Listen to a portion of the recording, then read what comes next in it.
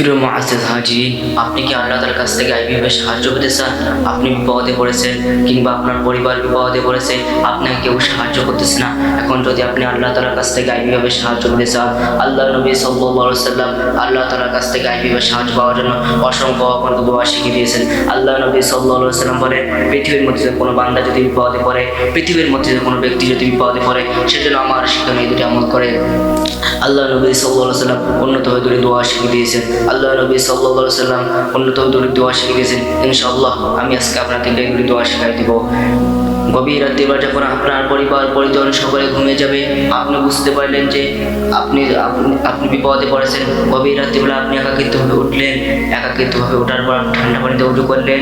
ঠান্ডা পানিতে উজু করলে দুটি লাভ। নাম্বার 1, পৃথিবীর মধ্যে আপনার অনেক নেকি হবে। নাম্বার 2, আপনার মৃত্যুর পর ওই কঠিন মুসিবতের দিন আল্লাহ রাব্বুল আলামিন ওই ঠান্ডা পানি দ্বারা জাহান্নামের আগুনকে হারাম করে দিবেন।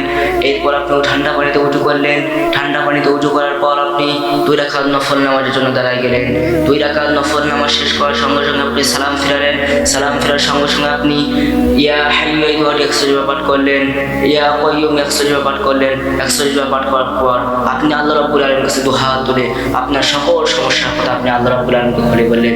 এইভাবে যদি আপনি লাগাতার এই আমলটা 3 দিন 5 দিন 7 দিন করতে পারেন, ইনশাআল্লাহ খুব দ্রুত আপনি আল্লাহ তাআলার কাছ থেকে গায়বীভাবে সাহায্য পেয়ে যাবেন।